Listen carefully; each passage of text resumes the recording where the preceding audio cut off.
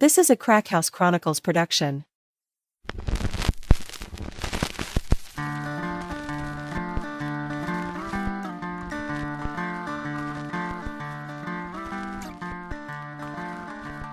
Welcome to the Crack House Chronicles, your favorite true crime podcast. I am Donnie, and with me is a man that says the older he gets, the earlier it gets late. It's Dale. Oh, yeah, for sure. Mm-hmm. Yeah, like 7:30 is like, whoa, it's 7:30. I got to go to bed. It's bedtime.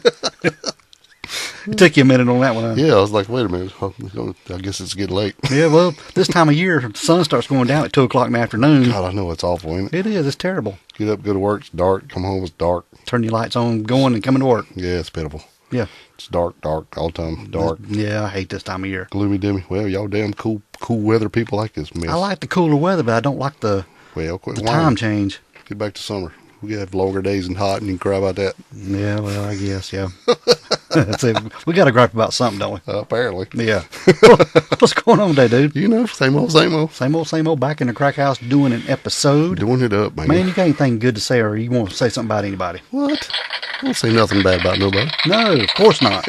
But we do have a brand new Apple podcast 5-star review, and this comes from I want to say it's POKIE 100, so it's either Pokey or Pookie, and I don't know which one. I'd say Pokey. So we'll just go with that. And then it is entitled Great Show. How about that? Man. I met one of the guys, not sure which one, in Sam's Club.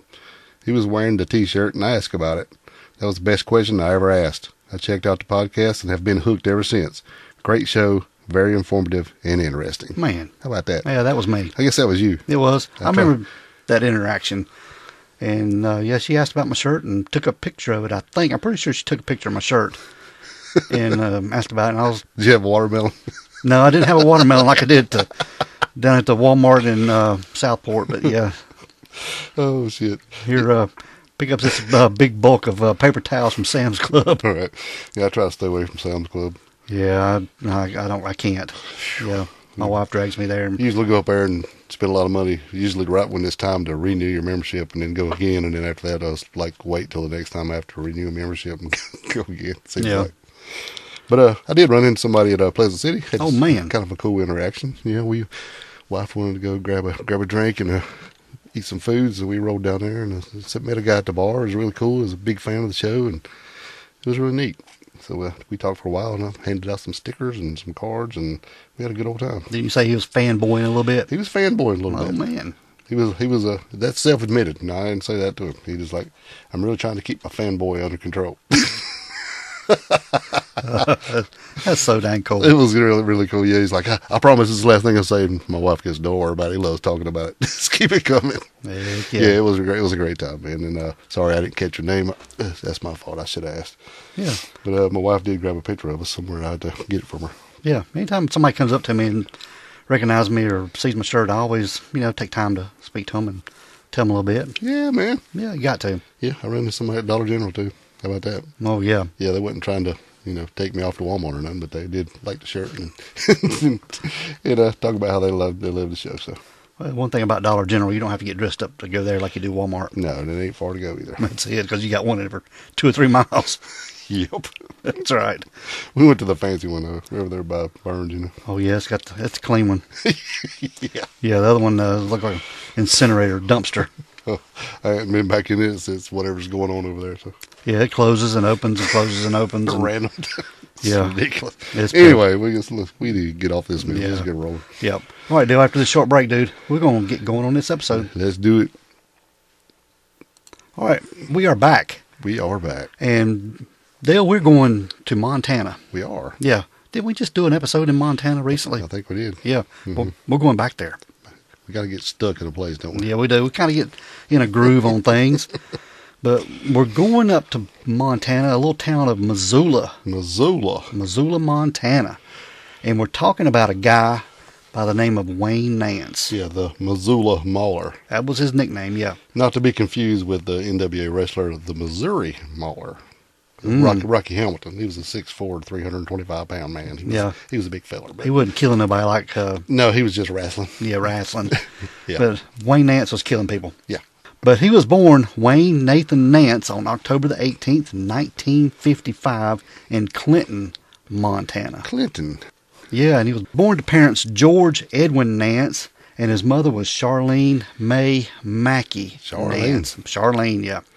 That's right. And his dad was a long-haul truck driver, and his mom was a waitress. Charlene. Yeah, Charlene. And they lived in a mobile home in the Elmar Trailer Park community there in Missoula. Yes. Yeah, they did. And this trailer park or mobile home park, it was owned by Elmer and Margie Frame. Well, This couple, yeah. Wayne, he had a few siblings. He was the second of 4, but none of them come into play on this episode, so we're not going to mention them anymore. all right. But yeah, Wayne was the second of 4. But Wayne, man, this little kid, as a youngster, he was a hellion. Yeah.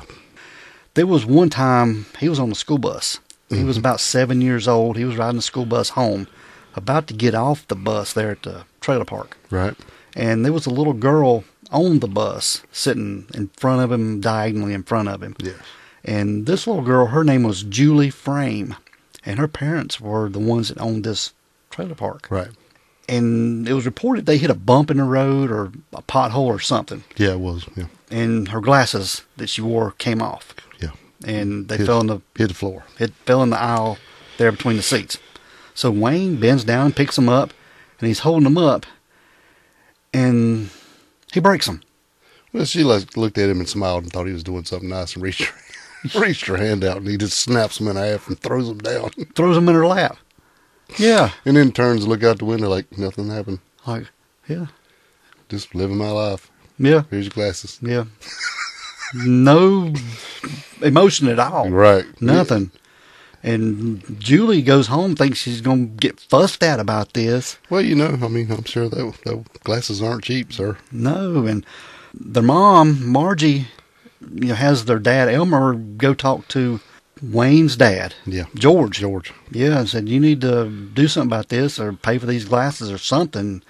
But this George, he pretty much saying that boys will be boys. Yeah. And just let him go. Well, damn, Elmer. That's just boys will be boys. That's what he was saying, yeah. So nothing came of that. Yeah. Nothing. Well, you think he just had to tread lightly, seeing how he was paying him to live there or whatever? I guess it might have been a little bit of Maybe he didn't want no confrontation. some trailer park politics going on or something. Yeah. Probably. He might have been afraid George was going to whoop that tail. Could be, but, I don't know. Elmer, he knew how Wayne was. Yeah. He knew how Wayne was. And there was one time he saw Wayne coming through the trailer park. Mm-hmm. And they had an incinerator in this trailer park where everybody took the trash and they burned it. Right. Yeah. And he saw Wayne coming. It had been described there were some kittens that were out there next to this incinerator because it was cold. Well, Elmer had found a litter of kittens earlier in the day, and it was cold. Snow was on the ground. And so he kind of just took them over near where the incinerator was so they could stay warm. Yeah, in a little box like. Right. Yeah. So with the heat coming off the incinerator, they were just up there trying to stay warm. That's right. So this little Wayne, this little hellion comes along, and he sees the kittens there, and he just opens the door from the incinerator and slides them right in. Yeah.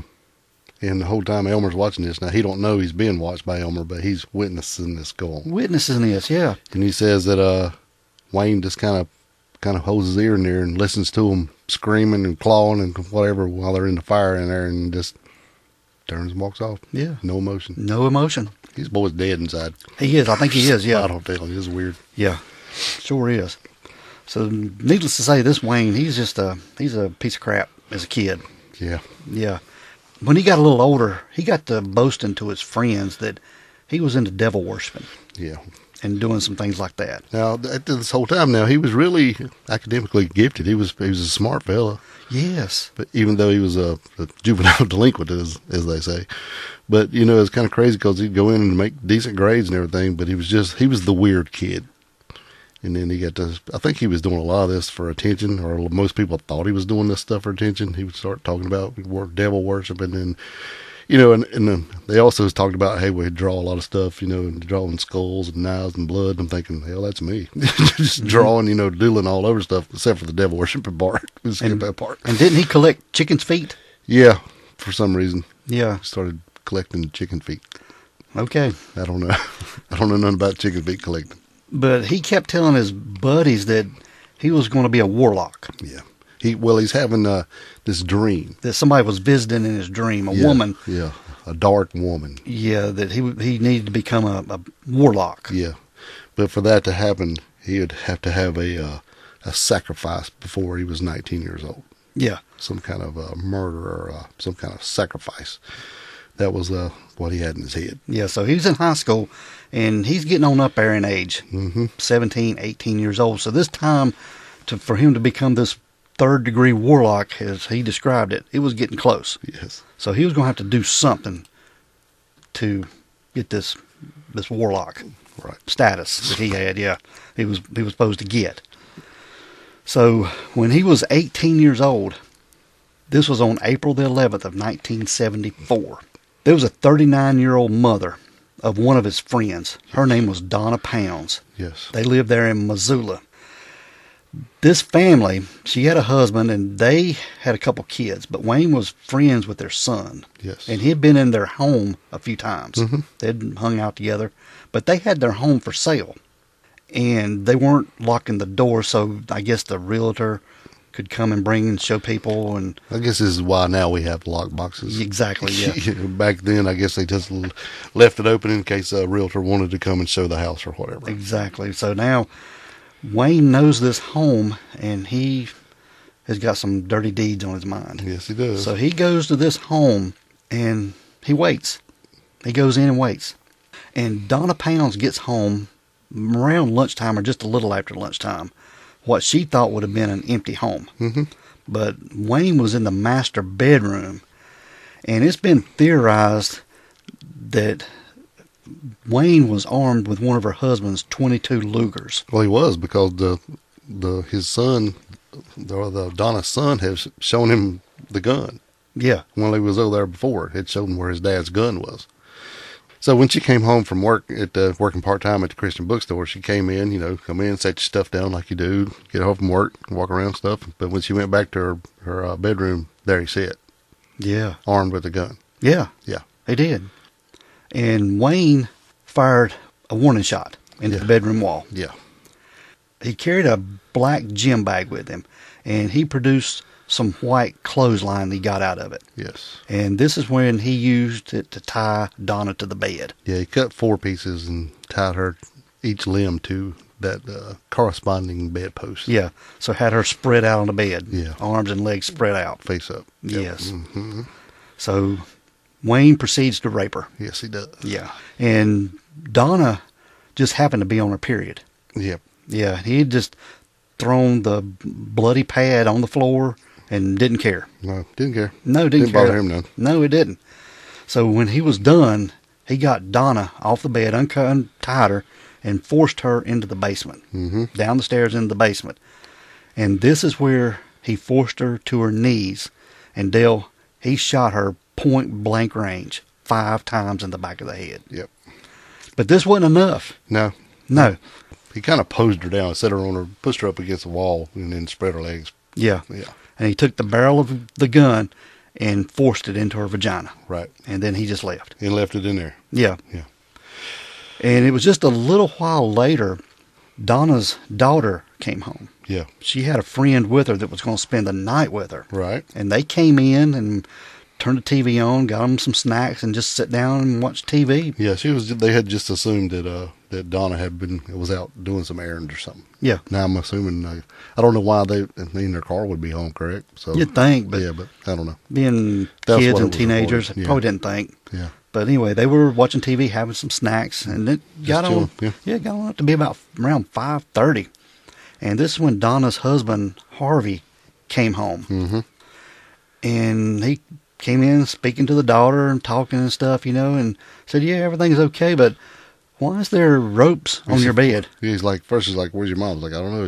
I thought she was out, doing some stuff." Yeah. He goes, "Oh yeah, by the way." Yeah, there's some ropes on your bed. Yeah, What's the rugs that? are all messed up. Yeah. What's up with that? What's up with that? So he goes in there and notices that some things are not right.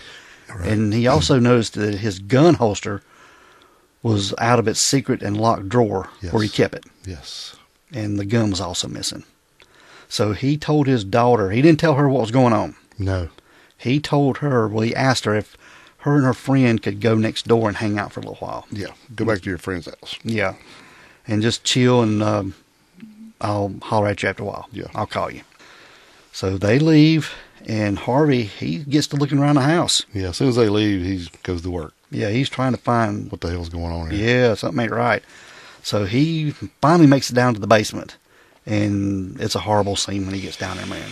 Yeah, he cleared the whole house and then went down to the basement. And when he got down there, you know what he run into. Yeah.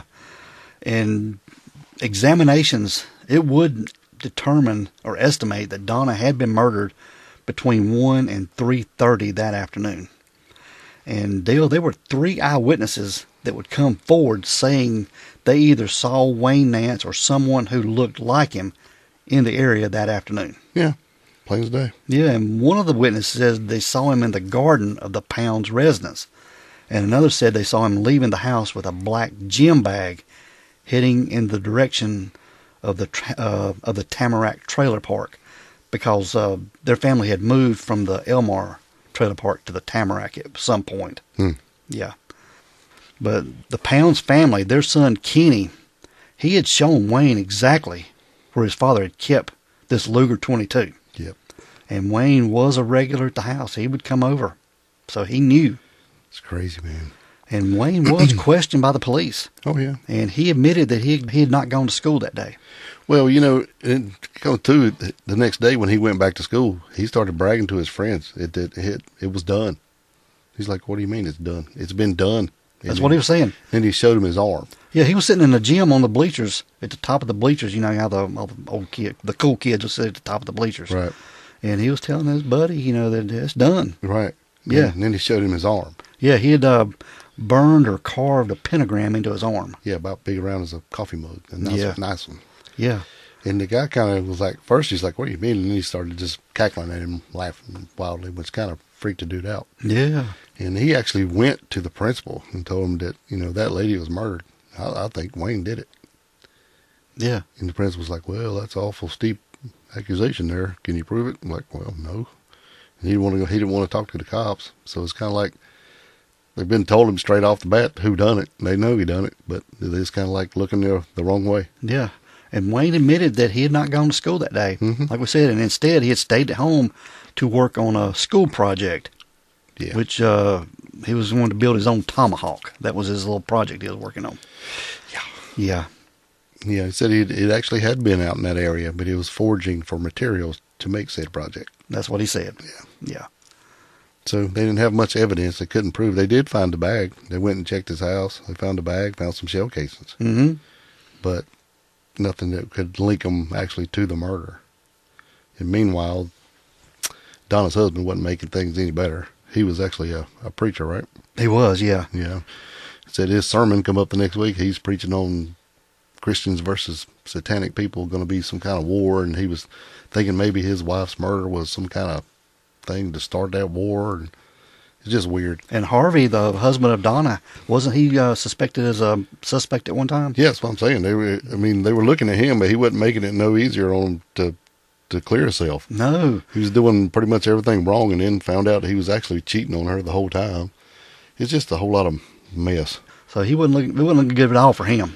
No, so they kind of started really focusing on him, and while everybody's telling them that Nance is the one that done it, they did actually bring him in for a polygraph. Yeah, Wayne took a polygraph. And said they wanted him to do it, and he had to think on it. So then he started checking on it, and even called a lawyer and asked him how it worked, and figured out and researched how it worked, and then decided, yeah, I'll take it. He did. And he passed it. Flying colors. Yes. Sociopath, baby. Oh, yeah. Yeah, he was a sociopath, so he Yeah. had no feelings at all. Right. So he didn't have no problem just passing that thing. So Wayne ends up graduating high school there at Sentinel High School in Missoula, Montana. Mm-hmm. And later, in 1974, Wayne, he enlisted in the United States Navy. He did. And his naval career, although beginning well enough, it wasn't to a good ending. And on November 29th of 1977, he would receive a general discharge on the grounds of misconduct. During his Navy time, he had been in and out of some trouble. At one point, he got caught with some marijuana, and he got caught with some LSD and some stuff. So, well, he done good for a while. And he done really good, actually. And they were going to send him to some school for some kind of electrician. And once he got there, he kind of like started going downhill, and he got caught with some marijuana. And they brought him in, and they knocked him down a rank and gave him some stuff for misconduct and stuff. And bumped his pay. And then about 2 weeks later, he got caught again, and then he had that and some acid, some illegal butterfly knives and other stuff. And I think finally they were just tired of messing with him and booted him. Yeah. It wasn't a dishonorable discharge. It was just a general discharge. Yeah. Yeah. Yeah. Which I think is just a lot of paperwork. Right, maybe. He didn't have to go through. But he got out of the Navy. Yeah, he was done with that. Yeah. So he returned home. Mm-hmm. And his father was trying to explain away to all their friends and family why he got generally discharged. Right. Well, he basically was saying he was just got done. He was out. They didn't want to say nothing about him getting booted. Exactly. They were trying to keep a low profile there. So after he returned home, it wasn't long that Wayne, he left and went to Seattle, Washington for a short period of time. Mm-hmm. And there's really not much information on what he did or where he was at in and around Seattle, Washington. There was a 15-year-old. Her name was Devonna Nelson, and this girl would go missing from Seattle, Washington. And Dale, her body would be discovered by a crew of a slow-moving freight train, mm-hmm. as well as described, at the bottom of an embankment just on the outskirts of Missoula, Montana, in January of 1980. And the body of this girl was badly decomposed, essentially just a skeleton resting against a chain-link fence. But somehow or another, her hair had detached from her skull. It was still in the skin of the skull, I guess. And she had strawberry blonde hair, and she had no shoes or underwear, and her dress was hiked up around her neck. Yeah. Yeah. And the post-mortem revealed of this girl that her body had been there for about 1.5 years, and that she had been stabbed in the chest. Yeah, I think there were some knife wounds on some ribs. Yes. And the discovery of her remains was over 475 miles away from where she was last seen. Right. And did not immediately lead to any identification. And the body on the embankment would remain a Jane Doe. And they nicknamed this Jane Doe Betty Beavertail. And this body would remain unknown until February the 6th of 1985. Yeah, it's kind of crazy. I guess, she went missing kind of from Seattle, but where she was found was fairly near Missoula, right? Yeah. So it just kind of happened that she went missing the time he was visiting Seattle, but ended up finding him near where he lived. Exactly, so. Yeah. When Wayne got home from the Navy, and George's dad came home one night from a long haul truck driving, and Charlene wasn't home. Yeah. And Charlene had been known to drink a little bit. Charlene was alcoholic. Yeah, pretty much. She drank a lot of it. Yeah, just putting it mildly. And when he got home, Charlene wasn't home, and he got to looking for her. Right. So he goes down to the cabin. This is a local pub. It was the bar where she worked. Yeah. And she was there. She was off duty, but she was drinking. Yes. Yeah. And they got into a fuss there in the bar. Correct. She was really drunk. Yeah. And this argument proceeded outside. Yeah. They were arguing out in the parking lot. Yeah. And at some point, Charlene jumps in her Cordova. Yeah. She had a Cordova and just leaves. Spins out of the parking lot and leaves. Throwing gravel everywhere. Yeah. And she gets down the road a little ways and rounds a curve and hits a tree and just wraps his car around a tree. Yeah. Just tears it in half. And they got to looking at it, and there was no brake marks. There was nothing that appeared Charlene tried to slow herself down. Right. Or nothing. And they listed this death of Charlene, it killed her instantly, as a suicide. Yeah. So, yeah, pretty sad ending there. It is, yeah. And it wasn't long after this, Charlene's father had passed away. And he had actually left his home to the family. George and all the kids he had with Charlene. So they moved into this home, and that's where they remained until this story ends, pretty much, Dale. Yeah. So Wayne, he ends up actually getting a job at this cabin where his mom had been working. Yeah. He was a bouncer. Yeah. Yeah. On Christmas Eve of 1984, there was a wildlife photographer, and this person would stumble upon a decomposing leg that was protruding from the frozen ground at what they said was a 45-degree angle. Right. And forensic examination would reveal that the body was that of a young female and that she had been shot 3 times, once to the back of the head and twice to her temple. Right. This thing was in the ground. It's been there for a while, 3 or 4 months, and it was so frozen in the ground they had to put up a little tent over top of it and have like these propane heaters trying to heat up the ground so they could actually free it from the ground. They'd done that for about a week, and her body was still had to be chiseled out of the ground. Yeah. But this female would remain a Jane Doe, and she was nicknamed Debbie Deer Creek, because that's near the creek where she was found. Near Deer Creek? Yeah, until DNA tests confirmed her identity in 2006. From 1984 to 2006. So 22 years. Yeah, crazy. Wow. Though DNA testing, her remains were identified April the 6th, nearly 22 years after her body was found, like we said, in this shallow grave. But Debbie Deer Creek, they found out her name was Marcella Bachman, and she was a 16-year-old runaway from Vancouver, Canada. But just keep this one in mind, too. Some of these bodies that are found, Dale. Yeah. These bodies that they're finding. So this Marcella Bachman, she had been dating Wayne Nance, who was 29 years old at the time, throughout August and September of 1984. And Marcella had been hitchhiking when she was left in Missoula after an argument with a truck driver whom she had gotten a ride from. Right. And the truck driver had dropped her off at a truck stop, I'm assuming. That's right. And this was like right near this bar called The Cabin. That's where Nance had been working. Wayne Nance had been working. He was a bouncer there, yes. Yeah. So when she walked across the street, first person she runs into is our old buddy Wayne. Yeah. So he hits her up, even though she's well underage, and takes her in and starts buying her drinks. Yeah. And decides he's going to take her home. Yeah, take her on home with him. Yeah, 15 years old, take her home with him. He takes her home, and his dad, he was on a long truck haul that night, so they just ended up spending the night together. Yeah, it was just sexing it up. Yeah, they were. Yeah. And Wayne's dad gets home, and he seems to be okay with this. Oh, he's fine. It's just one condition. If you're going to stay here, you have to do some chores. Yeah. So like, oh, okay, cool. Clean up, do some laundry and stuff. And so now he had him a live-in 16-year-old or 15-year-old girlfriend. And he's 29. Yeah. But Marcella was living there at the Nance home with Wayne. Yeah, for a while. Yeah, she was. But Marcella would disappear. Yeah. She disappeared from Wayne's life just as suddenly as she entered it. There was a birthday party that was on the 28th of September. Yeah, it was one for one of the bartenders at the cabin. Yeah, this was in 1984. And this is the last time anybody saw Marcella. Yeah.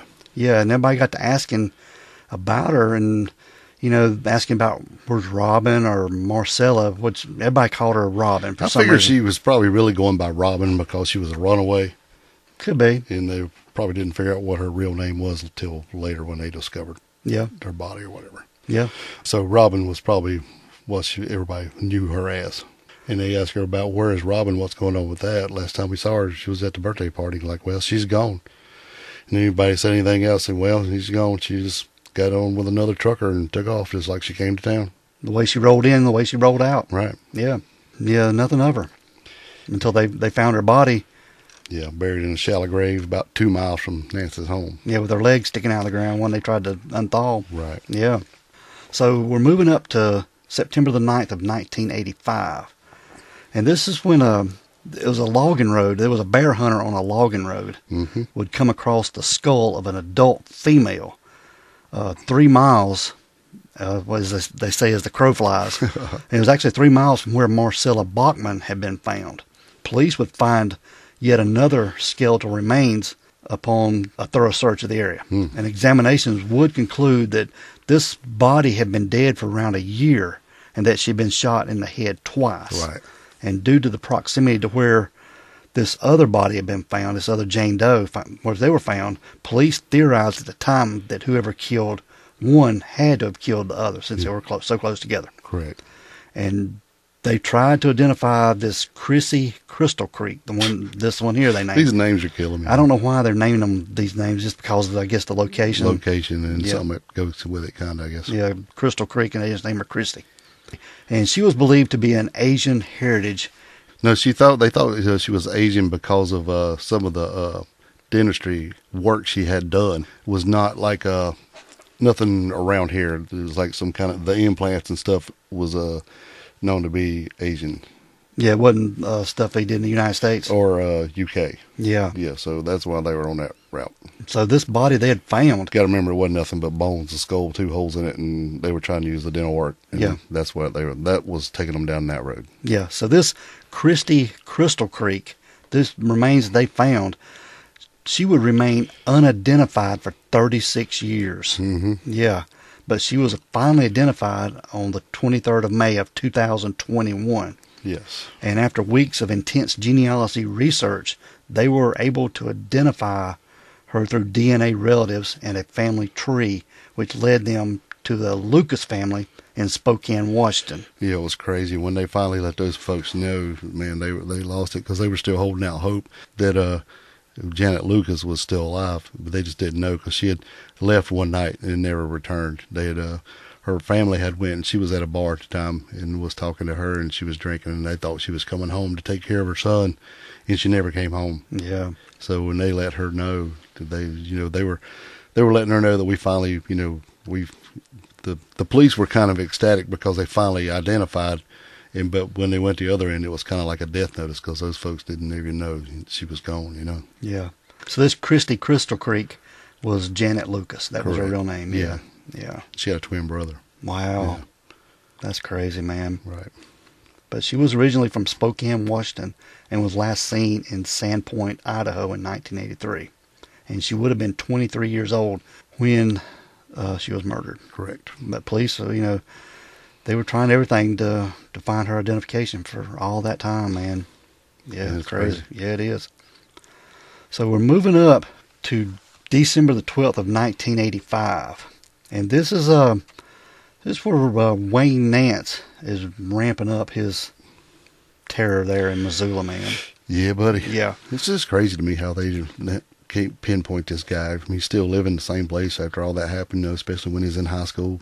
You'd think they would still remember that. Yeah. So just to back up a little bit before we talk about this particular date on December 12th, we're going to tie all this together, because they found bodies over the years. Correct. And they really hadn't been able to tie them to anything, who murdered them, how they got gone, or anything like that. Correct. So we're going to tie all this to Wayne Nance in a neat little package at the end of all this. Correct. Yeah, because he's responsible for these, but and you'll find out why a lot of this is not known exactly what happened later. Exactly.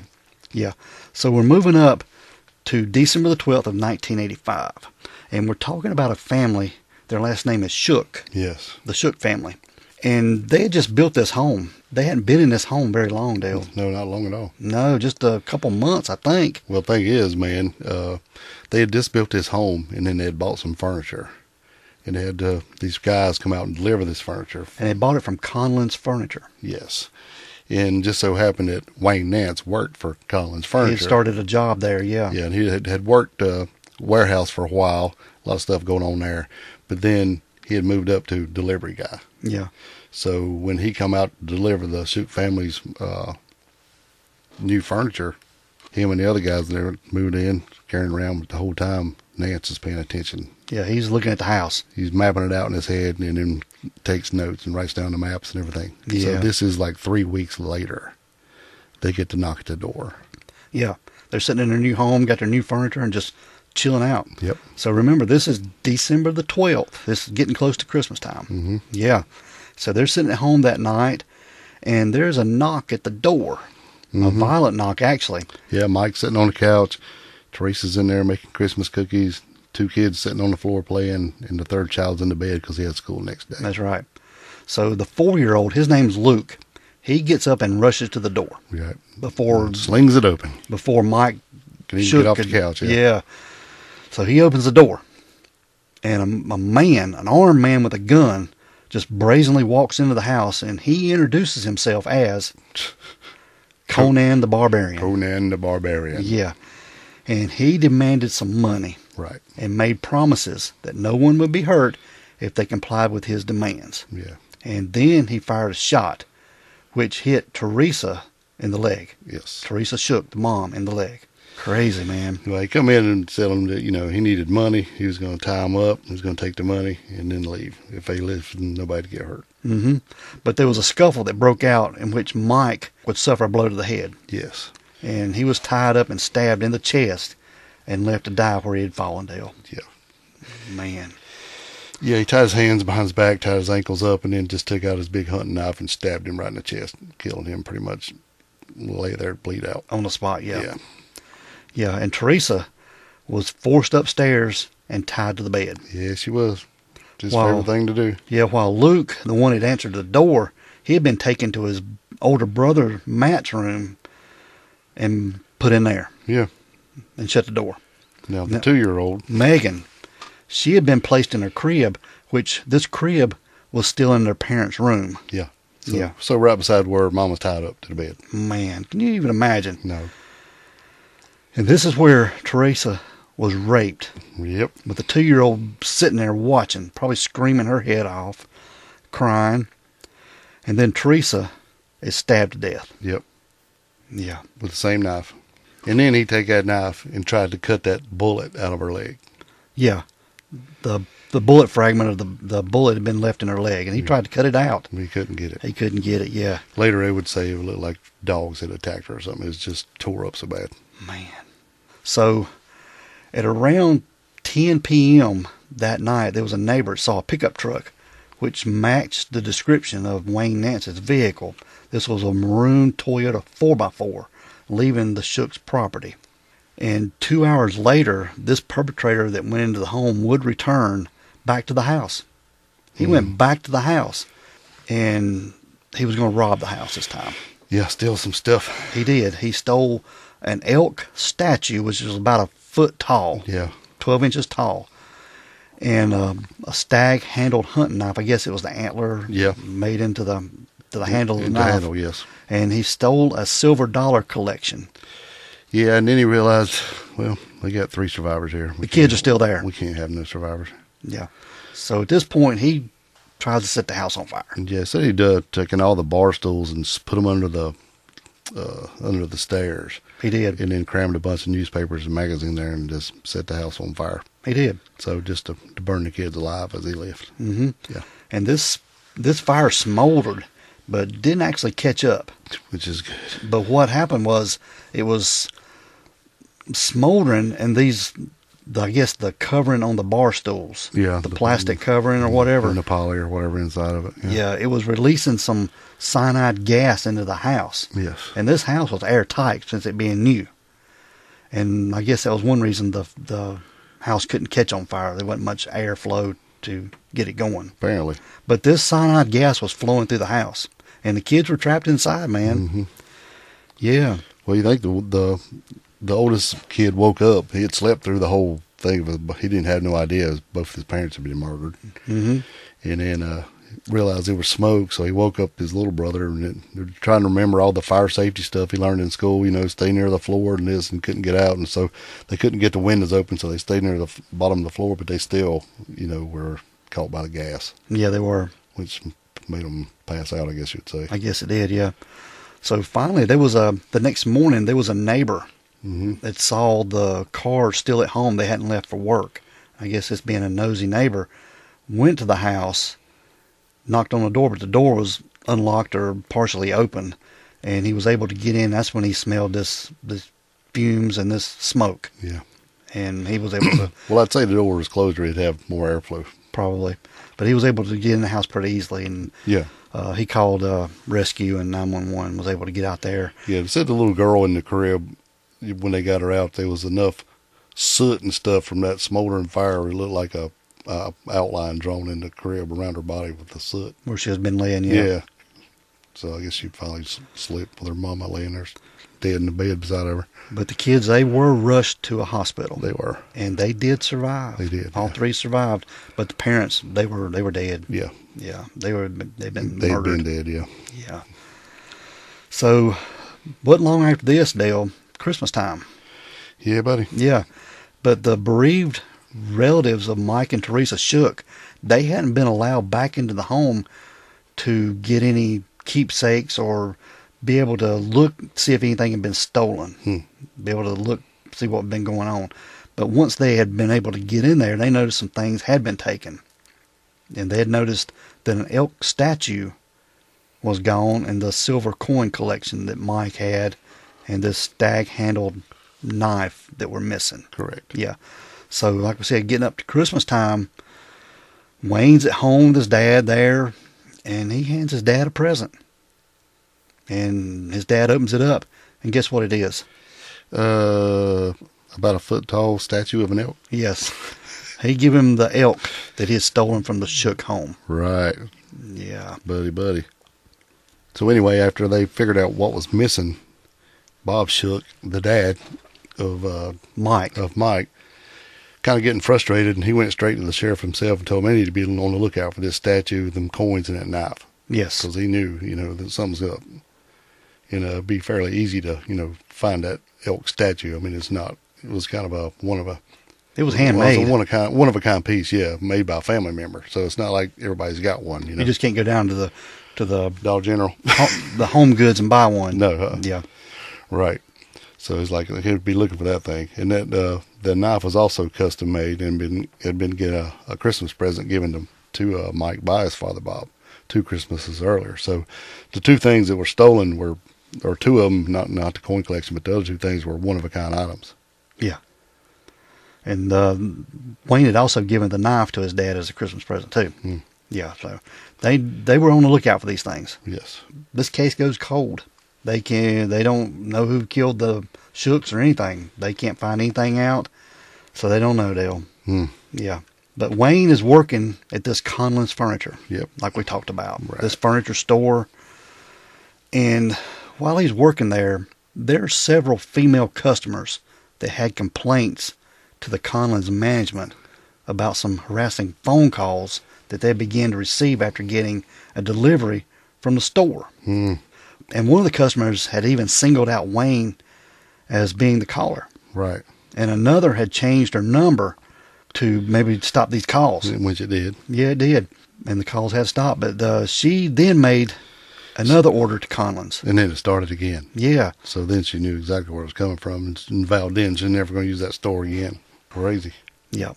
But Wayne, working at this store, he had gotten an infatuation with the manager of the store. Oh, yeah. Her name was Chris Wells.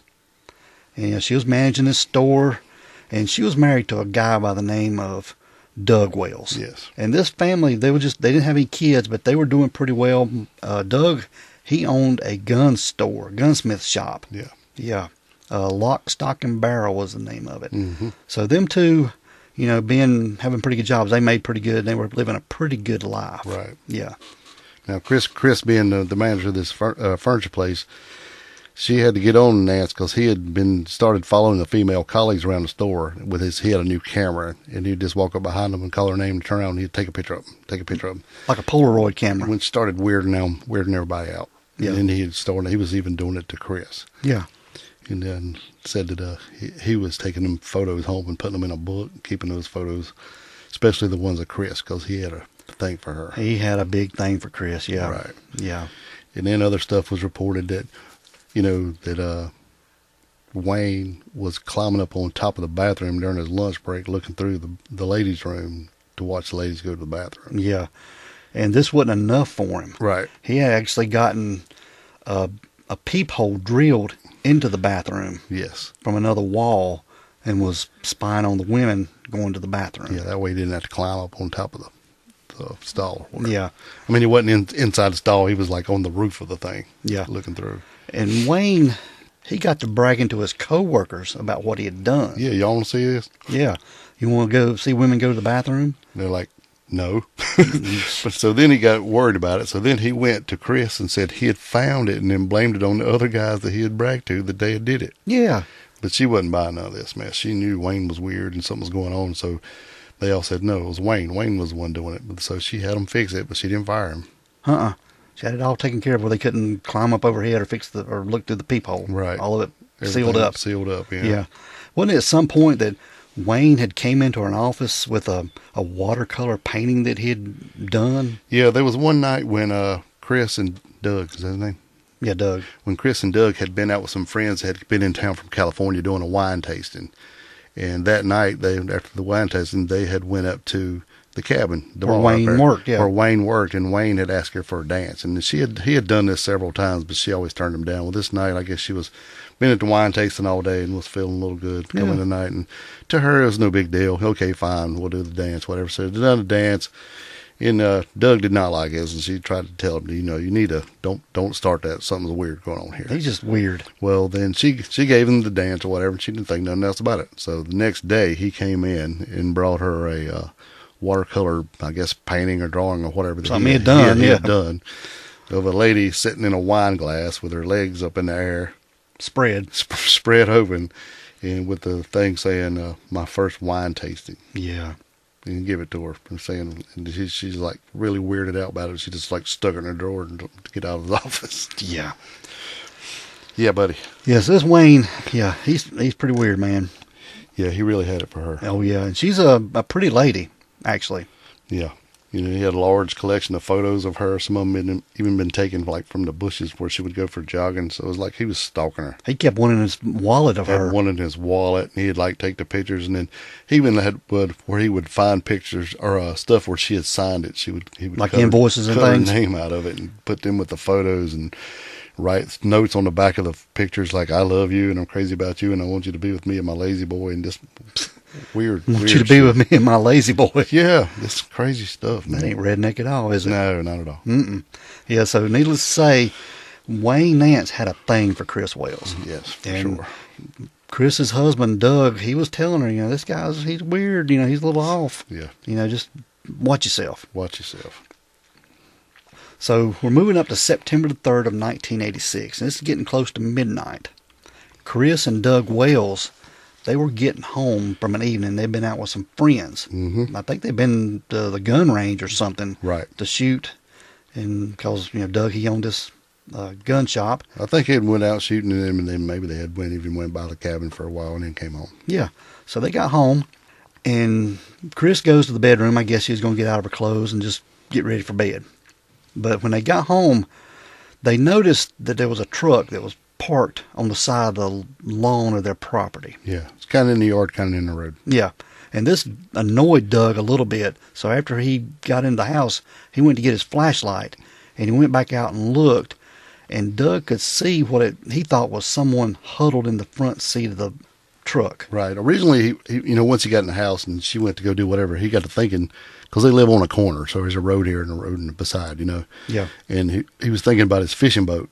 He's like, damn. He had a fishing boat up under his deck. Could back over there and get my fishing boat. So he went out there to check, look around, and then he realized it was trash day. So that's when he went and got his flashlight, and he was going to do it. And he said, well, I'm out here. I'll go ahead and write down the tag number of this truck. And then when he walked out there, like I said, he shined a light, but it looked like somebody laying in the seat. So he kind of was thinking, well, maybe this dude's just drunk and, pulled over, sleeping off a little bit.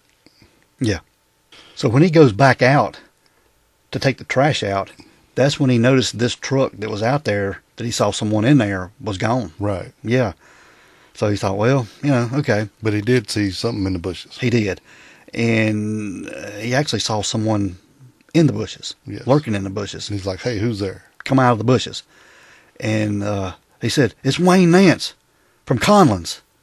He's like, well, what the hell are you doing here? Yeah, Wayne was there. And he said, I saw something weird. He said, you got the flashlight? Yeah, go get your flashlight. So Doug, thinking maybe this Wayne was just passing by and saw something, saw this truck or saw somebody trying to do something and just wanting to help. Right. So when Doug goes in to get his flashlight, Wayne follows him in. Yeah, right, in the garage door. Yes, he does. And he hits Doug over the head. Yeah. smacks him pretty hard. With a blackjack or whatever you want to call it, baton. Billy club or something. Billy club, whatever, yeah. Yeah. Just split his head wide open. Yeah. But this hit in the back of the head, it split his head open. Yes. Doug was not going down too easy. No. No, and there was a fight ensued. And the commotion of which had woken Chris. She had already gotten up or in bed. And Chris, who rushed downstairs to see what was going on. I don't think she was asleep, but yeah, whatever. She rushed downstairs to see what was going on, yeah. And she saw Wayne and her husband in a fight. Yeah, Doug was just beating the tar out of him. Yeah, and she was yelling at Wayne to stop, demanding, find out what was going on, what the hell he was doing there. Why are you here? Asking a lot of questions. Right. And this is when Wayne pulled out a gun. Yes. And he made Chris tie up her husband, Doug. Mm-hmm. And he looked at the knots and said they weren't tight enough. Yeah, well, I know what you're doing here. Yeah, so he made her retie Doug. Yes. Tie him up. So he checked the knots again. He was okay with them that time. Mm-hmm. Yeah, and he told them that he had done something bad. Right. And he needed some money because he had to get out of town. And he's like, I know Collins just got paid. I know you got money. I just want them to tie you up, get the money, and I'll be out of here, and I'll call somebody, and they'll come and let you go. Yes.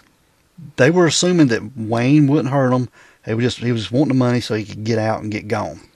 He forced Chris to the bedroom. Yes. He did. And he tied her to the bed. Mm-hmm. He pulled out, he had his duffel bag. His trusty clothesline. His white clothesline, and tied her to the bed like he did the Donna Pound's lady. Correct. Yeah, to all four bedposts. But he went back to check on Doug, and Doug was pleading with Wayne not to tie Chris up. But Wayne didn't listen. No, heck no. Mm-mm. And when he went back to check on Chris, he stuck a sock in her mouth and used a pair of her tights or leggings to gag her. Pantyhose probably to tie around her mouth to keep the sock in her mouth. Right. And then he went back downstairs to deal with Doug. That's when he forced Doug into the basement. Yeah. But he said he couldn't get to the basement because his legs were tied. Right. So you're going to have to untie my legs. So he unties his legs and he forces them down the steps into the basement. And they get down into the basement. And this is when Wayne viciously beats Doug with the club some more. Yeah. I mean, he's just wailing on him. Back, just over and over. And then he realizes that Doug is no longer a threat. And he goes back upstairs. And this, he's planning on raping Chris and probably murdering her too. Right, that's the only reason he's there. Yeah. So he's going back and forth. He's going back downstairs. From the basement to the bedroom. Back and forth. He does this many times. Yes.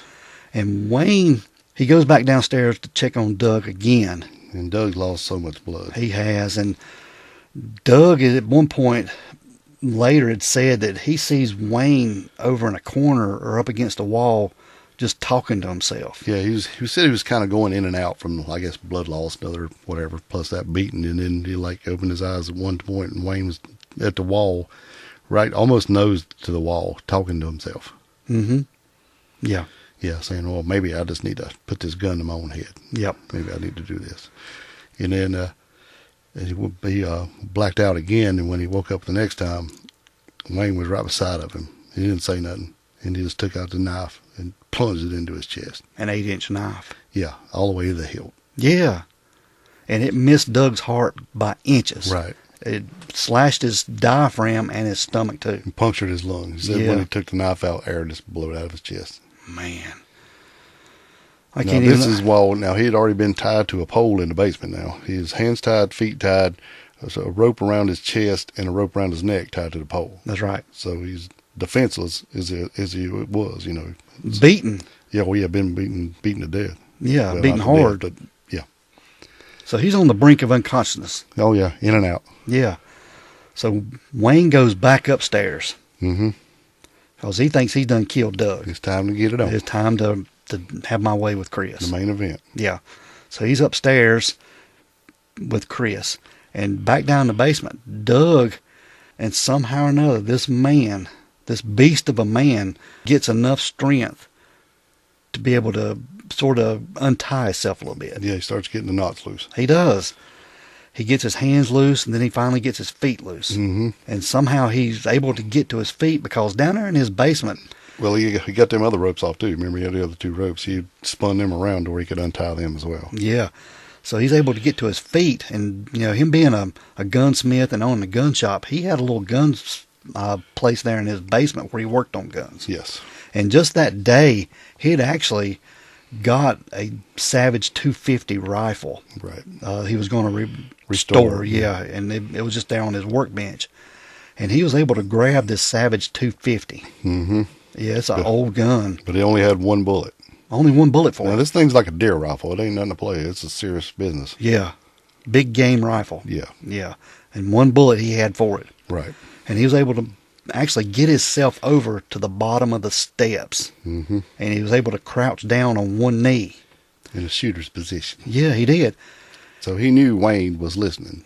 There was Yeah. nothing going on. So he takes the butt of the gun and slams it into the wall 3 hard times. Yeah. And just waits. And Wayne, Which is smart. He didn't try to climb up the stairs because he said, that he knew the stairs were rickety and creaky and there was no way he could sneak up on him. So this is the best way he could think to do it. yeah. Plus him just being out of it. Yeah. You know. So Wayne Nance leaves the bedroom, comes back down the hallway, through the kitchen, and to the top of the steps to the basement. Right. And that's where he sees Doug at the bottom of the stairs with his Savage 250. Yep. And Doug fires like one shot. You're right. And he hits Wayne in the side and blows a big hole out of his back. Yeah. His right side right below his rib cage. Yes. It's an entry wound, but the exit wound was massive. Yeah. So Wayne falls to the floor. Yeah. And Doug is able to make his way back up to the top of the steps. Adrenaline pumping, man. Oh, yeah. I can't even imagine what this man's going I through. mean, you think about it. He's already been beat to hell. His head's busted wide open. His whole clothes is covered in his own blood. He's been beat to death, been stabbed with an 8-inch knife all the way to the hilt, through his lung, through his diaphragm. His stomach contents or lining has been severed. It's leaking inside. Man, this is a man's man right Yeah, here, dude. he's a beast of a guy, Yeah. no doubt about it. So then he just takes off up the stairs. We just don't know where I guess adrenaline just pushing him. Yeah, And he takes that butt of that gun just like a baseball bat and just starts wailing on Nance. yeah. And Nance is hollering, "Oh God, I'm a dead man." Oh my God. Yeah, And he's crying. crying, wailing, yeah. But Doug was able to hit Nance in the side, seriously wounding him with this gun, the butt of this gun. Oh yeah, he's swinging like a baseball bat. Yeah, just beating him. Beating the snot out of him. Yeah. But the two men, they're enraged, and Doug overpowers Wayne Nance. And Wayne's crawling. He's crawling on all fours, and he flips over and he's crawling like a crab crawl backwards toward the bedroom. He's trying to get back to the bedroom. Yeah, he's just trying to get away. Yeah. So Doug's just wailing on him. So he's trying to get away. And he backs all the way up to the wall beside the nightstand into bed. Yeah. Just wailing on Wayne. And Chris, at this point, she has managed to get a couple of her knots loose, one hand and one foot loose. Right. Yeah, and so she's starting punching Nance in the face And and chest. kicking him, too. Yeah. So they're both wailing on Wayne Nance. And it's at this point that Wayne realizes he's still got a gun. Yeah, he does. So he pulls his gun out. Yeah, and Doug tells Chris to get back out of the way. Yeah. Yeah. And he swings the gun. Doug swings the rifle and hits the hand with the gun, and the gun goes off, but it's shot through the ceiling. So then he switches hands. So this time Doug's not so lucky. He had switched hands with the gun because he had smacked him with the rifle and hit him in the hand, and so Wayne switched hands and fired off another round, shooting Doug in the leg, right above the knee, just blast him in the leg. And then he keeps swinging, and he swung again, and then he hit the lamp, knocked the lamp out, which was the only light in the room at the time. Mm-hmm. Busted the lamp out, so then it's dark. So then he just swings wildly again, and he connects to something, but he could hear, he didn't know what he hit, but then he heard another shot, and everything went quiet. Yeah, it was just quiet. Yeah. But Doug is able to get over to the wall and turn the switch on to turn the overhead light on. Right. Yeah. But Wayne is pretty much alive, but he's brain dead. Well, what had happened is when he smacked him out that last time in the dark, when he hit something, he hit the hand, and Wayne's gun had flipped around and went off, and he had shot himself in the head right behind the ear or something. Kind of like an accidental suicide shot. Yeah. Yeah. So when he flipped on the light, you could see Wayne's eyes rolling back in his head and the blood pouring out. But Chris, she was able to call the police at 1:22 a.m. Well, that's, Doug said that, he fell down and he looked at her and said, I don't know how much time I've got left. Call 911. Yeah. It kind of just fell out. Doug had just been, man, he'd been through it, this ordeal. And their ordeal with Wayne Nance lasted 90 minutes. Right. And there was a time, that's been reported that Doug said that when he was in the basement and when he finally got that rifle, and he had almost given up knowing he was going to die. And he said, I'll tell you one thing. If I'm going to die, this motherfucker's going with me. Yeah, that's what they quoted. That was quoted. Yeah. Yeah. Yeah, so that was, and then he got the rifle and shot him and all that stuff. They said, Nance probably would have died anyway, given enough time with that injury from that rifle shot. It was such a massive hole out of his back. But, man, Doug is a beast. He is. But Doug did make it to the hospital, Dale. Yeah, he did. And he spent many months in the hospital. Right. Took him a long time. Recuperating, but he made a full recovery. Yeah, that and the shot in the leg. Man, think about everything that happened to this fella, man. Yeah. Yeah, he went through it, man. But they survived, and Doug was deemed a hero there in Missoula. Well, yeah. He got rid of this serial killer. Yeah. But nobody knew Wayne was a serial killer at the time. They didn't know all this till later. Right, because, this happened. And then while he was hitting with that rifle, it broke at one point. So all he had left was a barrel, but he still was swinging it. And said, Wayne had a total of like 60 wounds from his beating Doug gave him. So yeah. That's pretty damn impressive. Yeah. So then after all this is when they start putting stuff together. Yeah, they go to Wayne's house and they find all this stuff in his home. And realized that he had committed all these other murders. Right. Found the knife and the buck statue. Mm-hmm, the elk statue. Yeah. And the coin collection and everything. So they knew. And all these photographs of Chris and his infatuation with her. Right. And yeah. the other girls, and then kind of put it together with the two Beaver Tail and Marcella. Yeah, Marcella and the other ones. The ones that were found. All the ones that are so far Jane Does with the weird names. That went many years without being identified. Right. Yeah. Found out that he was. Now, they don't know, I guess, precisely if he was the one who did it, because nobody knows but Wayne. Wayne's dead. Yeah. So this is what's crazy about this, too. There's no indication of how many people Wayne probably killed or injured or done anything with. Right. So we don't know what he done. There was no confession or anything. I don't know, but it's a hell of an ending, wasn't it? It was. And you said, you asked me if it had been a movie about this. But it could be a movie. Yeah, I don't know. But this Doug Wells, man, he's a beast of a guy to be able to survive all this and have the energy, and like you said, the adrenaline to do this. Yeah. It's crazy, man. Yeah. But Wayne Nance entered this home with intentions of murder, rape, and robbery and all this stuff, then cowering down, begging for his life, crying. Yeah, Doug. Stop, Doug. Why are you doing this, Why are you doing this, Doug? Don't do it. Yeah.